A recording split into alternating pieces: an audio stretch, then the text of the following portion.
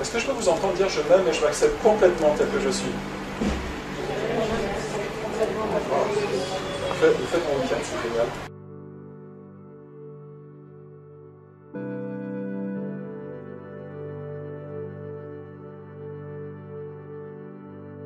La première chose que vous devez faire, vraiment, c'est d'évaluer le niveau de stress.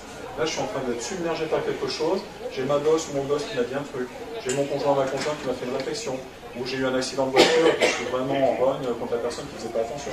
Elle m'est rentrée dans ce genre de choses. C'est juste d'évaluer de 1 à 10 à combien se trouve le stress ou le désagrément, etc. Si vous êtes entre 8 et 10, ça veut dire qu'il y a vraiment quelque chose qui est un costaud. À partir de 7, on dit que c'est quand même costaud. D'accord? Et l'idée, ça va être de faire baisser ça. D'accord? Et on a des techniques de libération émotionnelle qui vous permettent de faire baisser ça. D'accord? On va faire un dernier exercice. Vous connaissez tout ce qui est EFT, EMDR, c'est les mouvements oculaires. D'accord? Vous connaissez un petit peu ça? Oui? Ok. Est-ce qu'il y a un désagrément? Alors, pour certains, le désagrément dont on parle un peu plus tôt, ben, c'est déjà tout cool, c'est déjà tout relâché. Après, si ça devait revenir, ben, il faut juste faire l'ancrage et puis travailler là-dessus. D'accord? Donc, est-ce qu'il y a un souvenir pénible sur lequel vous voudriez travailler? Ou un événement qui vous a un petit peu affecté, impacté? Sans forcément le dire, bien sûr. Ça reste confidentiel. C'est entre vous et ces personnes autour de vous.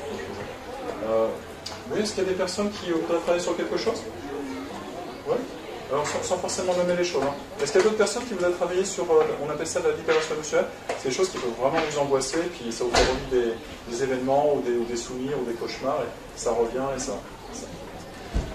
Je vous rassure, il n'y a personne qui va venir sur le devant là. Oui? Ok, on va tous le faire ensemble. Ça va? Ouais. Alors, encore, naturellement, des inspirations, expirations, d'être vraiment bien, d'être vraiment centré. Je vous demandais aussi d'ancrer vos pieds dans le sol, comme si vous aviez des racines sous les pieds. Pour les personnes qui manquent d'ancrage. C'est l'homme? Non, c'est pas vous, c'est là. Comme un arbre, vous voyez, un arbre comme celui-là. Visualisez que vous avez des racines qui vous ancrent profondément dans le sol et vous êtes vraiment connecté à notre terre d'un-mère, la terre Gaïa. Si vous réfléchissez 3 secondes, tout vient de la terre quelque part. Notre corps, on est composé de choses qui viennent des aliments qu'on mange en général, et c'est un morceau de terre quelque part. Et je vous demandais aussi de vous connecter à quelque chose de plus grand. Imaginez peut-être le soleil de notre galaxie, comme s'il y avait une corde qui vous reliait du sommet de la tête au soleil qui se lève chaque matin. Donc comme si vous étiez à égale distance entre le centre de la Terre, bien ancré dans le sol avec vos racines, et le centre du soleil, bien ancré dans ce soleil, avec votre tête, la partie supérieure de votre corps. D'accord? Maintenant, je vais vous demander d'évaluer le souvenir qui vous déplaît ou quelque chose dont vous voudriez vous débarrasser complètement. Rapidement, sur une échelle de 0 à 10, 17 ans, c'est très très présent. C'est des choses dont vous ne voulez absolument plus et ça vous a impacté vraiment fortement. Et c'est juste d'évaluer. Est-ce que c'est à 8? Est-ce que c'est à 9? Est-ce que c'est à 10? Peu importe, ça n'a pas d'importance. Ça va? Donc, première étape, c'est vraiment se connecter, de respirer tranquillement. Deuxième étape, c'est d'évaluer la source du désagrément de 0 à 10. Troisième étape, ça va être de tapoter. On va faire une phrase d'installation ici avec un point qui est le point karaté. C'est un point au niveau des neurosciences qui est le point d'inversion psychologique. Juste là, on a la symétrie des deux côtés. Et on va dire, même si, ce que je veux plus, il y a des personnes qui ont des peurs, des phobies de quelque chose. J'avais une personne qui avait une peur des oiseaux tout à l'heure. Peur. Donc tout ce qui pique, c'est pas ça. Vous avez, elles sont sympas. Non, mais je ne prends pas des piqûres. Ouais, mais vous avez peur. Ouais. Alors, imaginons que ça soit, même si j'ai peur des guêpes, d'accord, ça peut arriver. J'avais des personnes qui avaient la phobie des plumes. Ah ouais, les oreillers, des plumes et tout, vous avez peur. Ah ouais. Donc voilà. Alors, on fait la phrase d'installation, c'est même si j'ai peur de ce qui me fait peur, ou même si je suis anxieux, même si je stresse, même si ce que vous voulez, même si j'ai peur des guêpes, qu'est-ce qui sonne le mieux chez vous? Je m'aime et je m'accepte complètement ou je fais de mon mieux? Qu'est-ce qui sonne le plus? Ok. Alors pour certains c'est compliqué, j'ai des personnes qui fondent en larmes quand elles doivent dire cette phrase, donc des fois c'est je fais de mon mieux. Vous voyez, il n'y a pas de... Je m'aime et je m'accepte complètement. D'accord? On le fait 3 fois, même si j'ai peur des guêpes. En plus, Fabrice, le fondateur de J'ai des gens ici, il adore les abeilles, donc il ne faut pas lui dire que les abeilles en ont peur. Mais j'ai envie de faire un petit peu. Oui, mais c'est pas une phobie, c'est vraiment, bon, il y a un truc. Voilà. Je travaille dessus depuis plusieurs années. D'accord.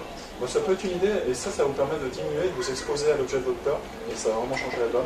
Donc même si j'ai peur des guêpes, une dernière fois, 3 fois, je m'aime et je m'accepte complètement. Est-ce que je peux vous entendre dire je m'aime et je m'accepte complètement tel que je suis? Vous faites mon week-end, c'est génial. Ce qu'on devrait se dire plus souvent. La plupart de nos désagréments, c'est qu'on ne fait pas attention à ça. On doit être la personne la plus importante pour soi. Vraiment compter pour soi, être la VIP première place, soi d'abord, et vraiment être présent à soi. Et après, on peut s'occuper des autres. On peut s'occuper des autres, et puis après, peut-être qu'on a du temps. Voilà. Et puis après, on va faire une petite boucle, juste une. On va taper sur le sommet de la tête. On va dire j'ai peur des guêpes. J'ai peur des guêpes. Vous n'êtes même pas obligé d'y croire. J'ai peur des guêpes. J'ai peur des chats. Ah, c'est mignon les chats, les forces avec c'est pas mignon. J'ai peur des chiens. J'ai peur des chevaux. J'ai peur de ce que vous voulez. D'accord? Et l'idée, ça va être de dire, oui, il y a peut-être un truc qui monte. Quand je dis j'ai peur des guêpes, peut-être que je suis angoissé par rapport à autre chose. Vous voyez, c'est des associations des fois. Donc après, c'est de laisser libre cours. Il y a un beau travail là. En bas, c'est vraiment. C'est chaque fois ici. C'est sourd. Donc, j'ai peur des guêpes. Ok. Après, on va taper un autre point, c'est ici. Donc, j'ai peur des guêpes. J'ai peur des guêpes. J'ai peur des guêpes. J'ai peur des guêpes. Moi, quand je suis parti, j'ai réservé les gâteaux. Ah oui, bien sûr. J'ai peur que les gâteaux partent. J'ai peur que la pâtissière parte avec mes gâteaux. Voilà. Après, on va taper un autre point, c'est au niveau juste en dessous de l'œil ici. Juste là. Donc, j'ai peur des guêpes. J'ai peur des guêpes. Vous inspirez bien, vous expirez bien. Est-ce qu'il y a d'autres choses qui montent? Est-ce qu'il y a autre chose peut-être? J'ai peur de quelque chose, ou je me sens comme ceci.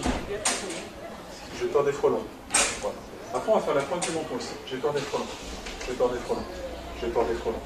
J'ai peur des guêpes. J'ai peur de ce qui pique. J'ai peur du venin des guêpes. J'ai peur de tout ce qui peut monter, vous voyez. Voilà. Et puis après, on va taper ici. Vous avez une glande, ça s'appelle le thymus, qui est extrêmement importante juste en dessous ici pour le système immunitaire. Et on va taper ici. J'ai peur des guêpes. J'ai peur des frelons. J'ai peur de ce qui pique.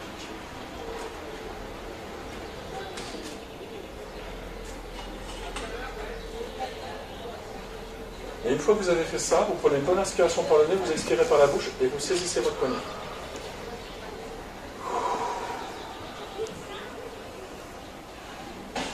Et vous prononcez simplement « Je suis en paix ». La paix, je suis en paix. Et vous pouvez fermer vos yeux et vous allez réévaluer la situation qui vous provoque une peur, une anxiété, qui vous limite. Par exemple, j'ai peur des guêpes. Est-ce que chez vous, c'est un petit peu diminué ou c'est toujours au même niveau? Est-ce que c'est différent? C'est un peu? Je ne sais pas. C'est un petit peu baissé ou c'est à peu près où?